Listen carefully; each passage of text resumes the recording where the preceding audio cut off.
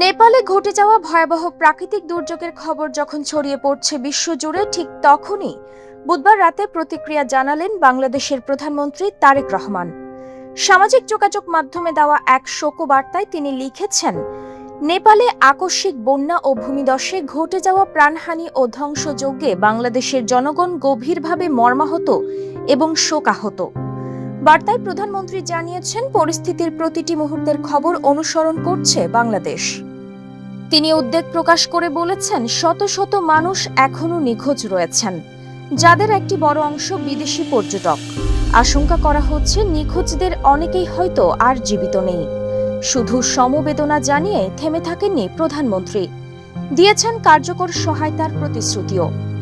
বার্তায় স্পষ্ট করে বলা হয়েছে, এই কঠিন সময়ে তারেক রহমানের নেতৃত্বাধীন সরকার ও বাংলাদেশের জনগণ নেপাল সরকার এবং দেশটির বন্ধুপ্রতিম জনগণের প্রতি পূর্ণ সংহতি জানাচ্ছে।